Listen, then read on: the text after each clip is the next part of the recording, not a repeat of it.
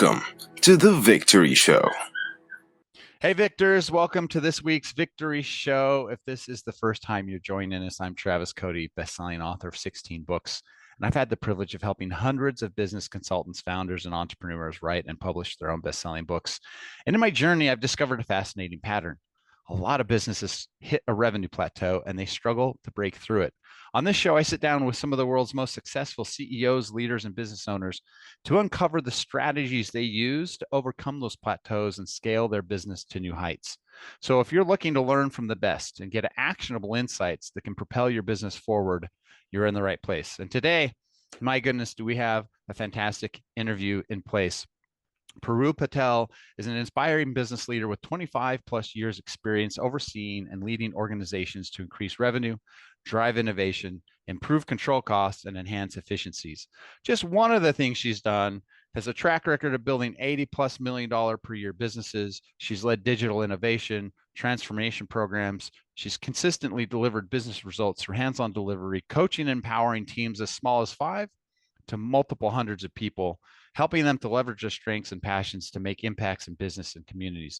Now, today, Parul is currently the president of ATG Pelocity. It's a 20-year-old Jacksonville-based company providing talent solutions, supporting the end-to-end employee lifecycle, where they use data and science to get to know the person behind the paper. And that's very important. We're going to talk a lot about that today so that they can support individuals to open the aperture for career and job opportunities based on their knowledge, their skills, their abilities, and interests. This is very specific to that particular person, which is something that's really missing from the workspace today. Parul has worked with over 30 organizations, many leaders as a trusted executive advisor to CEOs, CTOs, CDOs to help them drive change, and leadership development coach for teams and individuals. Now, as a coach, Parul leverages science-based insights and organizational behavior methodologies to provide one-to-one coaching for not just individuals to enhance their workplace performance, but also in team coaching to improve team dynamics and move towards higher performance. In addition to her corporate experience, Parul is also a passionate executive sponsoring and leading initiatives to advocate for diversity in corporate organizations with Accenture and Shalom, and in the community through SCORE, Chief, Dress for Success, Upward, and Alliance for Fertility Preservation. Parul, thank you so much for being here today. I'm so excited for our conversation. Thank you for having me. I'm excited as well. So what's fantastic about your career is that you've seen it all. Not only have you lived it yourself by starting at the bottom and working your way up to taking over these huge organizations, but and you continue to run large organizations today, but you're also an advisor to CEOs.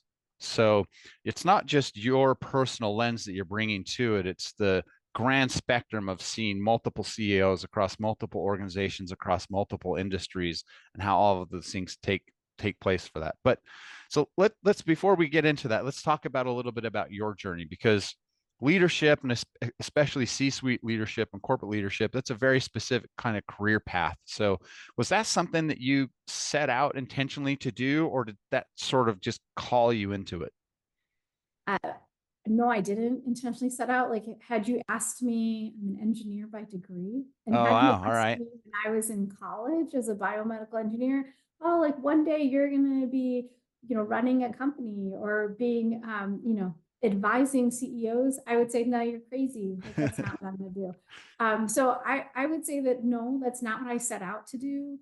But the path I've been on, I think, just got me to this place in this journey. And I do think it's a journey.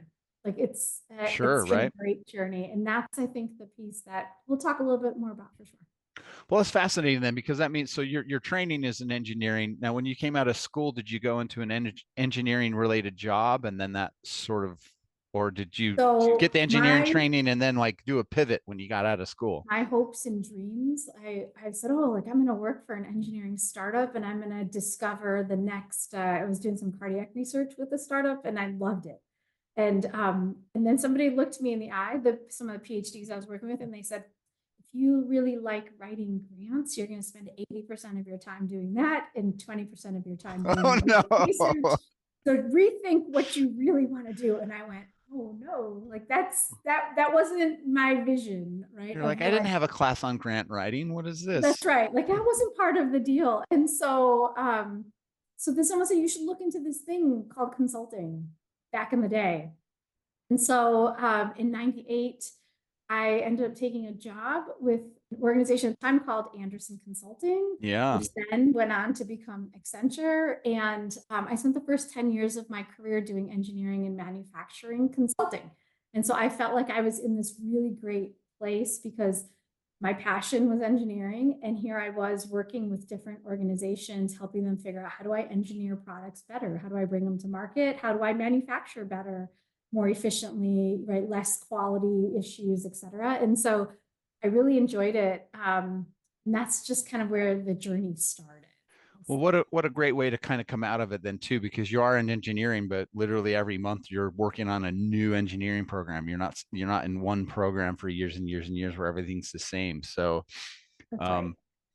okay, so you're consulting there. So what was the sort of, I guess was there one particular experience where in your career as a consultant, you're a decade into it, that sort of pivoted you towards starting to become more of a leader in the business organizations themselves?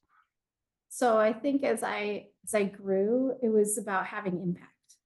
Right. And so for me, I'm very, I guess, mission driven, and impact oriented is really important to me. So the journey and the path I followed was really around, okay, where can I have greater impact? Where can I be mission oriented and focused? And so that journey led me to looking at end-to-end supply chain, looking at large organizations, operational efficiency across organizations that are, billions of dollars, and how do we make these better? But then I got to a place in my career where I started to get into smaller businesses. And that was my kind of flavor of true innovation. How do we think outside of the box, create new product or create a new business? And I started to dabble and was like, oh, this is really. So you're consulting bigger businesses, and your side hustle was like, let me try to start a new one and see what happens. Well, and when I moved from Accenture, so I spent 18 years at Accenture, and then I went on to Slalom Consulting and spent 7 years there. And at Slalom is where I had the opportunity to be with smaller organizations or big organizations that said, hey, I want to launch this new business. Is it possible? How would I do it? Can I use technology to enable it? And that was when I really dabbled in innovation and found out like, ooh, this is, for me, this is what I love. And so, so I'll tell you where the light bulb really clicked for me. So I've always led, so the journey had me leading bigger and bigger teams. Sure. Right. Delivering bigger and bigger outcomes. Which is funny because you're going bigger and bigger and bigger. And then you got to a point where now you're like starting back over at the beginning. Well, right. And then I got to this place where I was like, oh, what I love is the small. What I love is innovating and thinking of new ideas. And is it possible? Can we make it happen? And where it really clicked for me is I actually, when I was at Slalom, helped Ferring Pharmaceuticals launch a new business. It's called Fertility House Calls. You can go out onto the web and you can find it today, fertilityhousecalls.com.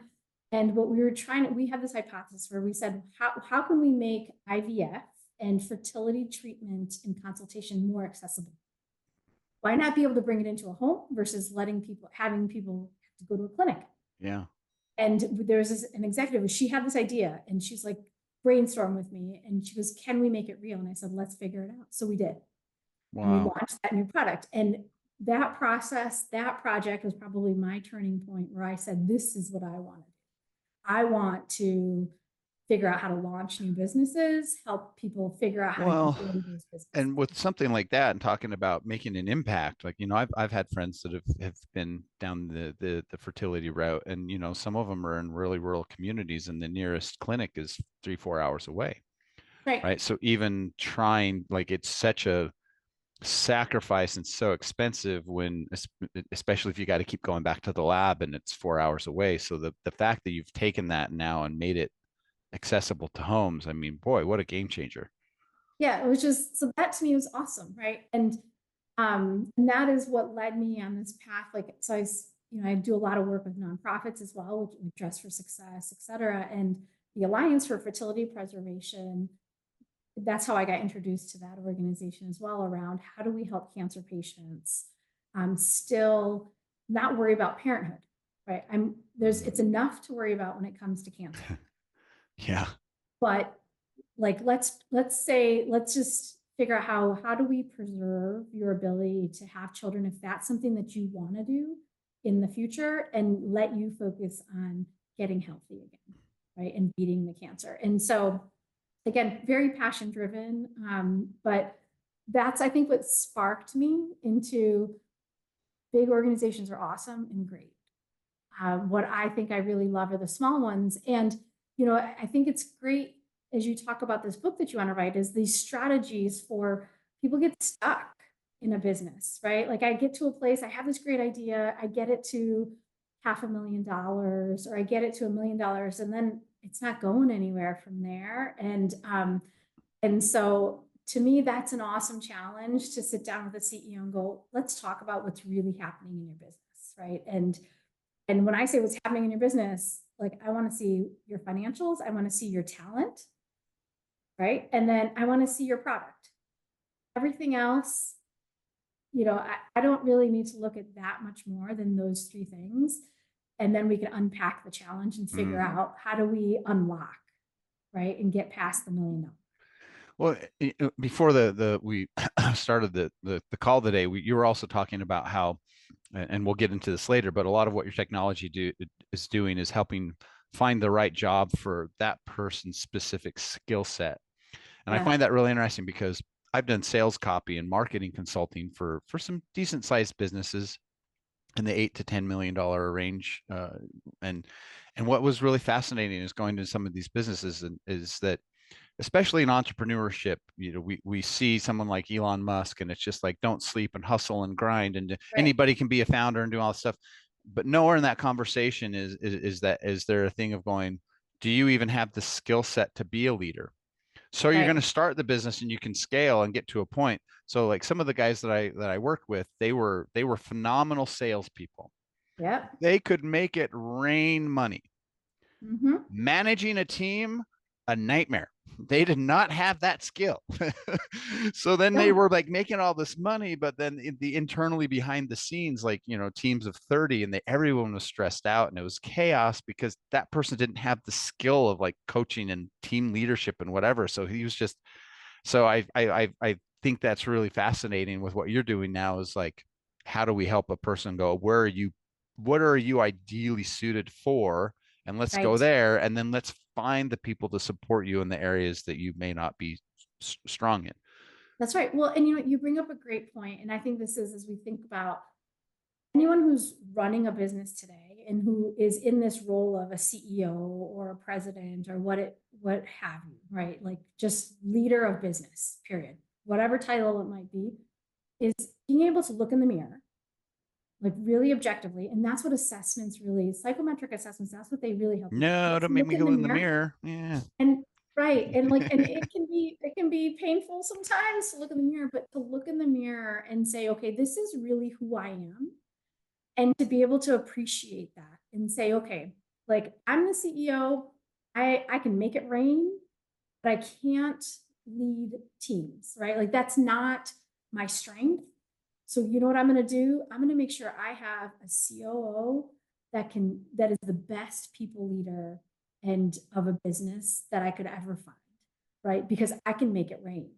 And so, or you're the CEO that goes, I love growing my talent. I can run a project and run a business and be amazing at it, because I know the nuts and bolts of projects and execution and delivery.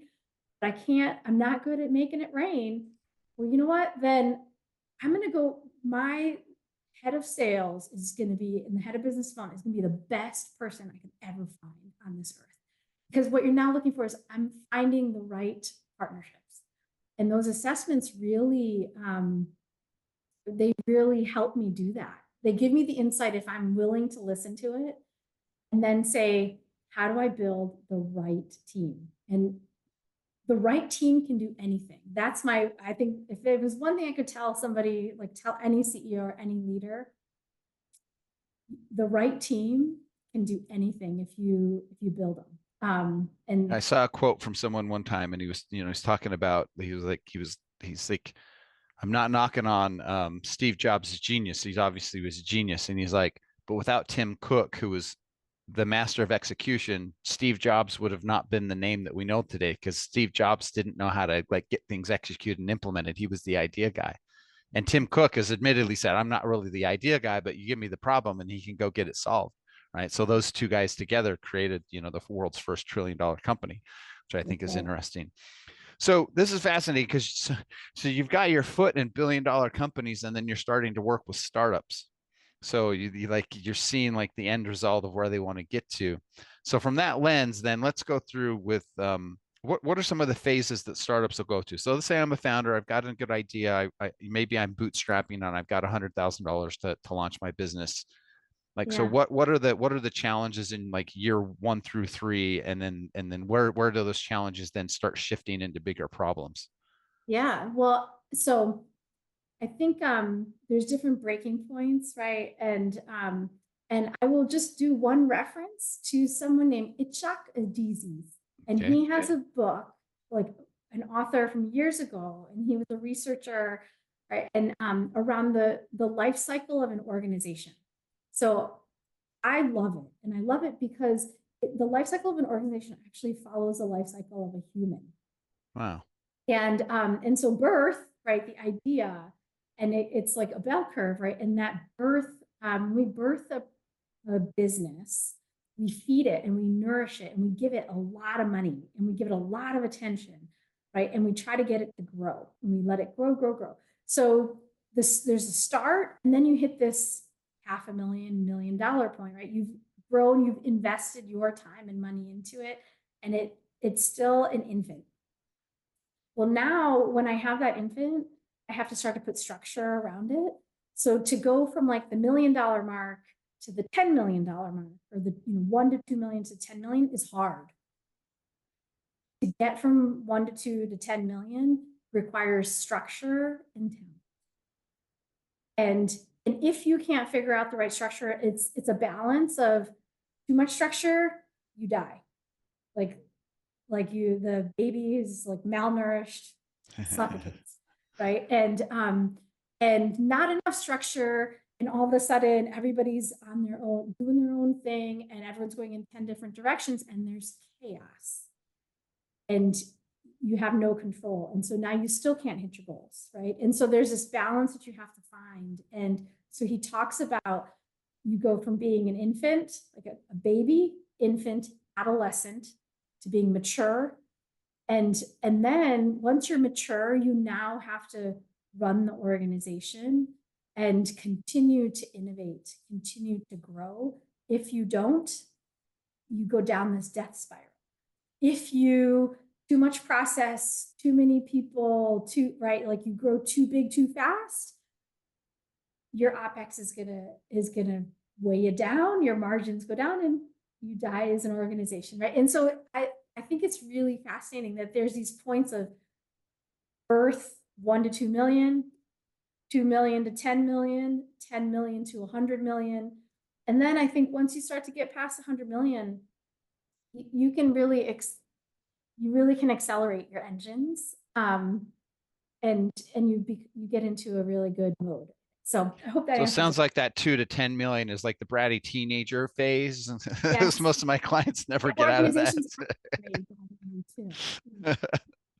You're just like, what is going on here? Every day it's a different person. Yes. Yes. This is exactly, that is what happens in organizations. This is, if you think of it through that lens, it's quite fascinating. So, okay. So that's great on the business front, but now let's pivot a little bit and talk about your work as an advisor and as a coach, especially to leaders, because, a lot of times the founders and the leaders end up being the bottlenecks in the business growth. So what are challenges that you see as an outside observer working with leaders? Is there 2 or 3 sort of common things that will kind of prevent someone from, reaching the success that they could have otherwise? There are, and so some of the things that I see in leaders, as we move up a leadership ladder, or we take on the role of a leader, right? And I have an idea and I turn it into a business, and I'm a new CEO.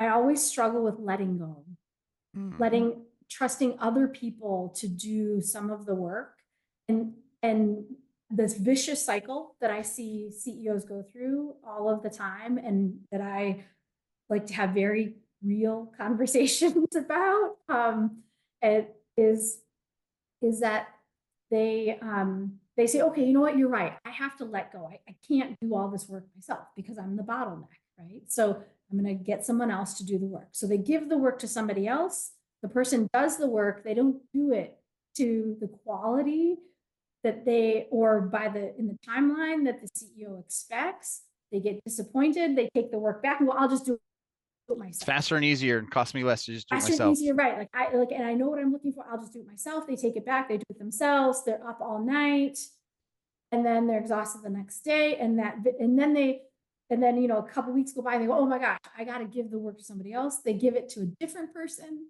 Same thing happens. And so I see that vicious cycle over and over again. And for CEOs, I always say, should you be doing the work or not? Ask yourself. You have something come across your desk. Are you you could do the work? We know you can because you've gotten the business to where it is. You could do it, but should you do it? Ask yourself that question, number one. 9 times out of 10, the answer should be no. So then the next question is, then who should do the work? Find the person who should do the work. Most people, if you've hired people on your teams, most people will be able to do the work. So you find, okay, this person should do the work. Step 2. And step 3, and this is the piece that people forget to do, is then you clearly say, here is what I need you to do. Here is when I need you to do it by. Here is what good looks like. And I expect you to come back to me when you are done and give me the update of where you're at. Wait, you mean by giving someone clear parameters, we get a better result? Yes. Clear expectations, number 1. Number 2, the accountability is on you to come back to me. I will not chase you. Right? And CEOs, what do? I give somebody a task and then I'm like, oh, did you do this? Did you do this? You got to keep following up, right? And then all of a sudden you're not a CEO, you're a project manager.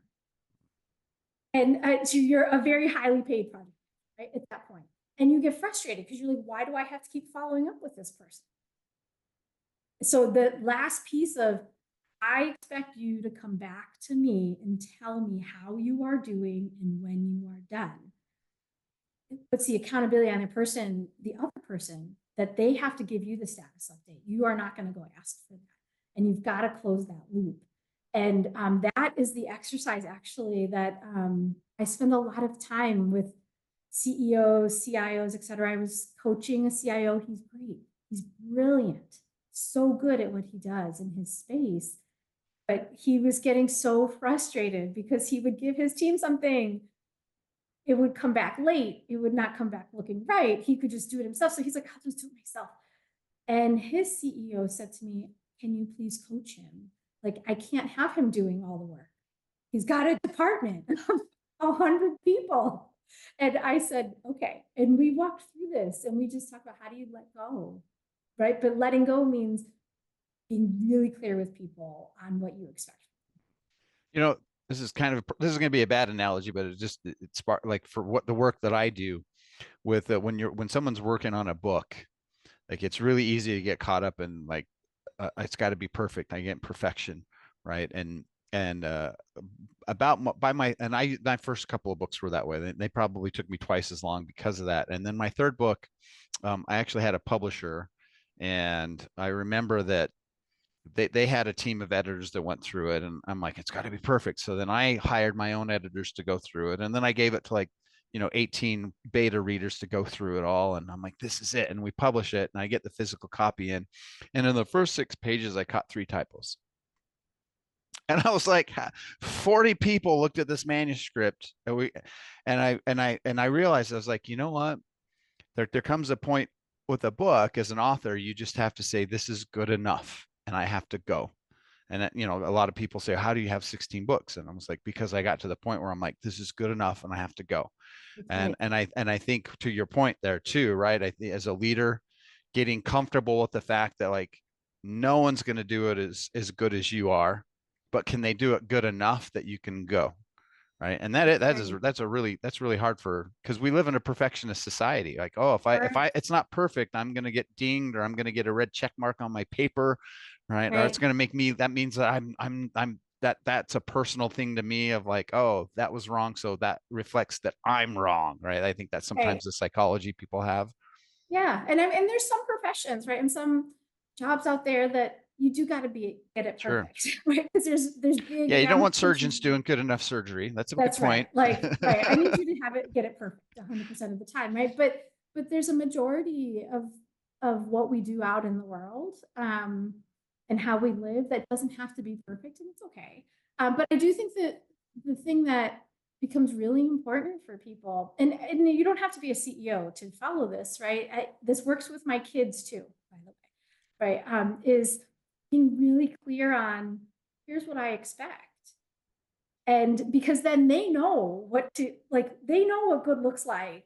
They know what they want me to, like what they have to come back with, or what I'm hoping to see. And sometimes we forget that part and we just guess like, oh, I think she's going to want this, this, and this. So I'm going to try, like, that's what I think she wants. So that's what I'll give her. But, and so I think it's important. You're not clear. And the more clear we get, the happier everybody is and the better outcome you're going to get to. Well, from my own childhood, my parents had very clear guidelines, right? And so for me, like my friends all the time would be getting grounded because they were breaking rules, and I would get confused because none of my friends could go do stuff because they were grounded for something. And they're like, your parents give you so much freedom. I was like, yeah, they gave me like these 5 conditions, and as long as I meet those 5 conditions, like my freedom expands. I can do more, right? So like when you're giving somebody clear boundaries, again, from my work, when you like, here's the expectation. Now that they know what the baseline is, then you usually start seeing people's creativity coming out, where they're going, okay, this is the base, but how can I surpass the base expectation, right? And you end up starting getting really out of the box thinking and work, because I've met this, but now what else can I do to improve it? That's right. So what are some of the challenges then for, so you're doing one-on-one work, but what are some of the challenges when we get into a team dynamic? And how do we work with teams, especially again, right, as we're scaling? Let's say you like most of the clients that are in like the $1 million range, 5 to 10 employees maybe. And so so when you scale to say 5 or 10 million, suddenly you go from 5 employees to 25 or 30. Like that's a quite a bit different of a dynamic. Yeah. The number one challenge, right, and opportunity with any team is communication. Period. And so when I work with teams, it is about communicating with each other, communicating who I am, what I'm thinking, what I'm expecting, and then stopping, right? And so there's also another saying that I like to use with people, and I use it with my kids all the time. God gave us one mouth and 2 ears because we were intended to listen twice as much as we are to speak. So share your thoughts and your perspective, and just listen to the other people on the team, right? Understand who they are and how you can communicate with them and how you all can collaborate together. And so again, like the work we do today, when I coach with teams, I start from data and science. I use psychometric assessments, right? Emotional intelligence assessments to understand, here's who all these different people are. All of these people can work together no matter what. It doesn't matter who you are. Like we can find a way for you to work together. It's a matter of us understanding how you work and who you are. And if I can help you understand each other, then you're going to work better together. And that's what breaks it all down. And so this is why I love this concept, right, of assessments and getting to know the person behind the paper. That's my favorite thing. Get to know the person behind the paper, because we can really, you change a lot of dynamics that way. And so when I work with teams, it's about, hey, let's just like if my hair's on fire, if my hair's on fire, what do I look like? Right. And like, right, like, if you're looking at me and my hair's on fire, here's what you're going to see. And I tell people, like, if I'm stressed, I am talking fast, I am moving fast. I look like a tornado running around in a room, right? Then As meaning devil cartoon. Yeah, like she's stressed, right? And we did this exercise actually with ATG Pelocity, the organization I'm with, and every person, we drew these pictures. I made people draw pictures of what do you look like when you're stressed, and what do you do, right? And one person on the team was like, I just get quiet, I see nothing, right? And I'm the tornado, and another person's like, I start email, and so it was, we all laughed, right? We laughed at our pictures, we laughed at who. But also having that, so it's just having that understanding that we're human, right? That we're people. You know, I'm working with a client last year, and she has a process. It's all communication, but she had this concept of, she called them thought clouds. She's like, everybody's got thought clouds, and so she's like, you come into a boardroom and there's 8 people there, and it ends up not being a great meeting, right? But if you could actually, like in the cartoons, had the thought cloud out there, right? One person's like, in their thought cloud is like, my God, I didn't sleep good last night and I feel like garbage. And that's what's going through their mind, is one person's talking. And the next person's over, their brain's going like, I just had a fight with my boyfriend, and they're replaying and this person's like, man, my dog had to go to the vet this morning and is sick. And then we're trying to communicate in all of that. And so what you were saying there, like she did a kind of a version of that, is before they'd start a meeting, they were like, okay, what's your thought cloud today? And so, so the person could acknowledge, like, I slept like garbage last night. I feel awful. Okay, great. So we can support you that. But just by the fact of sharing, like, this is what's in my head right now, it cleared it out. And then people could be present for the meeting, but then they also were able to support everybody of like, oh, we're not just like working robots here. Everybody has stuff going on, and that's also another layer of the communication, right? Having the empathy and communicating with people that they are. So like for you, when you're running around and talking a million miles an hour, it's probably not a good idea to come to you and be like, I have an idea. That's right. Yeah. That's right. It's not going to land for sure. It's going to hit the tornado and go flying off into the ether. That's right. I love the thought cloud. Actually, I'm going to, whoever gave that reference. Yeah, Carrie Lishon. Thank you very much. It's called the CQFI process, if you want to look it up. CQFI process. Yep. Okay. Yeah. I'm taking that idea for sure. I love it. I'll connect you to, you guys can have a conversation. So let's talk about now what you're doing, which is, we talked about this earlier, but we are in the phrase I gave it was, we're in the age of algorithms and AI, right? And everybody now, so you're talking like in the hiring process, like all of the resumes getting submitted are going into an AI algorithm that sends sorting everything and giving a score. And I'm writing my resume by AI that's going into it. Right. So people now are becoming chunks of data, and there's like this, like we're removing the humanity from this process. Right. So how now do we embrace technology and data in a way that like keeps the humanity in everything that we're doing? And that's what you're doing now with your company. So let's talk about some of the processes you're developing of being able to use technology, but to do that in a way that allows me to see behind just that like paper resume that I'm looking at, and actually seeing the person that's behind that. Yeah, well, we like to start, so I keep referencing data and science, right? And so to me, like, we're using technology to administer an assessment, right? A psychometric assessment that is research, science-based, right? Decades and decades. Peter Saville, one of the fathers of assessments, created assessments, right, to help us understand how people, according to 6 key workplace behaviors, right, in dimensions. How do you expect a person to perform and behave? So you use the technology for a person to get insight into who they are. Put that mirror up and go, this is who I am and how I behave. And now I'm going to accept that, right? Or I do an emotional intelligence test to understand, here's where I am from an emotional intelligence standpoint. Here's how I deal with stress, or my confidence level, or how I like to show up as a leader. And so those data points, we start there. And those data points give me a lot of insight into who you are as a person. When you, right, and so that's a great way to leverage technology. Now I can take that and I can like what some of our clients do, a lot of our clients will say, okay, well, I have a job posting, a job description. People have given me a bunch of resumes. I'm going to go through interviews. All of those things are great and they're great data points. But I can now say, okay, why don't you take an assessment for 30 minutes, 40 minutes? I can look at a job description and understand here are the key competencies and skills needed to be successful in this job, right? I can bump up your assessment results up against, do you have the competencies and skills? How do yours compare to what's needed to be successful in the job? You may have a set of competencies and skills that might not fit, or they might be a perfect fit. And then you're a better fit for this job.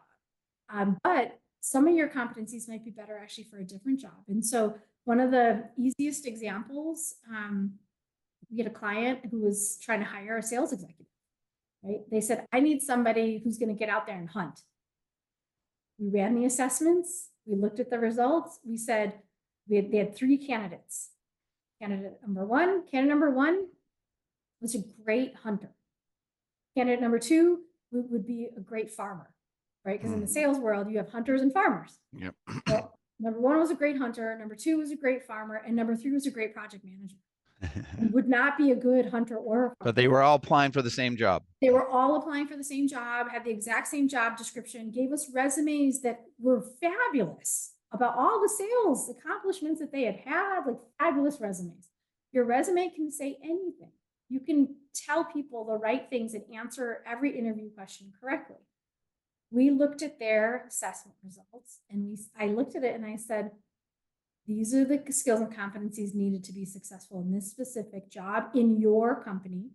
We looked at each assessment result and we said, this is the right match. The person they hired, the hunter, he's doing phenomenal. Like he is really going after it, right? And the conversation with the other folks was, it's not that you don't have great skills and competencies. You have great skills and competencies. We just don't need a farmer right now. When I need a farmer, I'll pick up the phone and give you a call, right? It's just not an alignment and a fit. And that's, to me, understanding the human, right? So when we say like get to know the person behind the paper, it's understanding the human and keeping the human piece in all of this age of algorithms and AI is, and I can still use technology, right? Like, so we've automated this concept of, I have a job description. I can go through a process to understand key skills and competencies, and then I can run an assessment and use technology to understand how good of a fit you are. But that fit is never going to say yes or no. There's no binary because humans are not binary. We are. It's good, better, or best, right? That's right. And so it's about how much of a fit. And then the conversation that when you're hiring somebody is how much investment do you want to make in this person? Right? If they're a fit, they could be an 80% fit.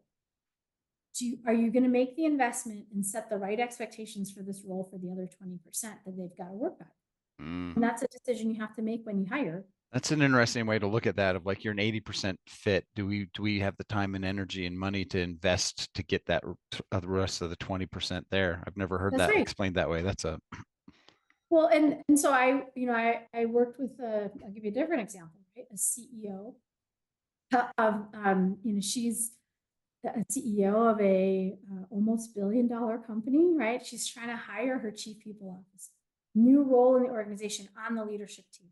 We run the assessments. They tell us one piece of data. She says, let's go through the interview process. She does all that. Her entire leadership team interviews the different candidates. They narrow it down to a set of candidates. I said, let's go through a process we call an assessment center. And that is basically simulations, 4 hours of simulations. And every minute of that is looking at different behavior. And you go through different exercises. Going in, she had a notion of, here's my rank order, these candidates. Coming out of it, she was like, holy cow. Like the one that she thought was the right one. And at like 30 minutes in, she was like, no way, this is not going to work. And one of the things that her and I talked a lot about when we looked at each of the candidates, they went through the process, but I said, the number one thing I want you to figure out, and as you look at these, tell me which of these candidates are going to take work off of your plate? Because if you hire somebody, that's the number one thing as the CEO. You don't want more work on your plate. You need to give work to somebody else. Yeah. Otherwise, don't hire the person as a leader. Like, right? And so that's probably an interesting habit too, depending on where they were at in the founding process. Because if you're a solopreneur, like you get used to, I'm going to hire somebody and I'm going to have to take 2 to 3 months to train them into what I need. Right. But eventually when you reach a point, you can't do that anymore, but that habit is still there. Yeah. And we have to let go. And so we use, again, right, we try to leverage the technology to give us better insight. At the end of the day, we're all human. And so don't let the technology give you the right answer. You got to use the human touch. I heard the phrase a while ago with somebody. He actually has an AI app in the marketing space, and people, artificial intelligence. He's like, no. He's like, we don't use artificial intelligence. He's like, we use augmented intelligence. He's like, the foundation of everything we've built has been based upon humans. Yeah. And then we augment it, and then humans check. And ever since I just thought about that, I was like, oh, that's kind of cool. I'm using augmented intelligence, not artificial intelligence. And so you're able to keep humanity in the process. And that sounds like what you're doing. You've got the data sets, but it's just to assist you to be able to go deeper into the humanity. And ultimately, it sounds like you're finding people that are better fits for better roles so that everybody's happy. The company's happy. Somebody gets a job that they're like, this is the perfect fit for me. I feel appreciated. I feel recognized. I mean, what a win-win, because 80% of the time it's probably the opposite. I don't know what I'm doing. They hired me for something completely different than what now I am doing. Right.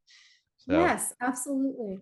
Well, this has been fantastic. So let's talk just quickly a little bit about your philanthropic work. Especially I want to talk a little bit about SCORE.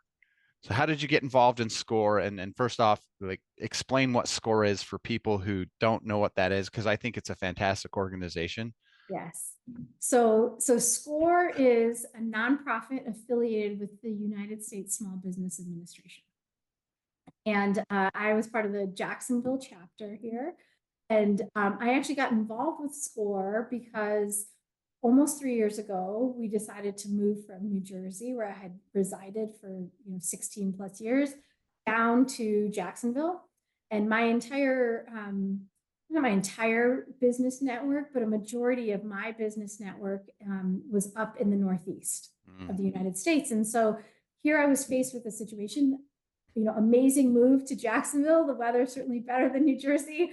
But I didn't have the same business foundation and network here. And so I said, well, I'm passionate about giving into the community. And I said, let me take my business skills and abilities, my passion for small businesses and ideas, and see if I can put that to some good and volunteer. So I volunteer with SCORE. SCORE provides people who have an idea for a business, small business owners, lots of free webinars, resources to manage your business, grow your business, launch your business, etc. Right. And so I started volunteering here in Jacksonville with SCORE to just help people figure out, some people I mentored and they said, I said, sorry to tell you this, but this idea, not a good one. It's not going to launch for you. I don't want to break the news to you, but before you spend hundreds and thousands of dollars and go into debt, let's talk about this, right? Can we make some changes so that this idea does work, right? Or small business, CEO drowning, and what are some things I can do to not drown anymore, right? How to and so I did a lot of mentoring. We actually also in Jacksonville, some of the chapters around the country, so they're around the United States, almost in every state. Some states have multiple chapters, but here in Jacksonville, we ran a monthly CEO forum for some of our small business owners at a very, very small cost. But we would bring these folks together and just talk about, well, what's keeping you up at night today, like this week, right, or this month. And they would share their lessons and the challenges with each other and then share how they've been overcoming them and learn from each other. And so that's been really powerful too, like just a neat way to get people together. But I would, score great, resource and asset that I think a lot of people, especially newer businesses, don't take advantage of. And there's so much great things out there that they should. So you've had a fantastic career so far. What excites you about this next 20 years of your career and where things are going? The next 20 years. So I think I shared I'm mission driven, right? Yeah. And as I look, to me, the next 20 years of talent in the workplace, I think that at the end of the day, there's a job for everybody in this world. And it's not that we have a labor shortage, we just have a labor misalignment. And we have an opportunity to leverage our AI, our augmented intelligence, our algorithms, all of those things with some humans to realign the workforce and get people to a place where they can, love what they're doing and be happy, in their communities. And so that to me is my movement, to bring skills and competencies back into the talent conversation, into the workforce conversation. And we don't have to get rid of all of the AI and the technology, but it's not replacing everything. It just can't. So if someone's listening to this conversation and they're interested in engaging either with what you do with your current company or they want to follow you, like how can people find you? Is LinkedIn? Did you have a website? LinkedIn is the best way to find me. Yes. Okay. All right. Parul, thank you so much for your time today. It's been fantastic. I really appreciate you taking the time out of your day to be here. Oh, thank you. And I'm delighted and excited to see more of the podcast and the book. For sure. All right. Thanks. Cheers. Great stuff. Take care.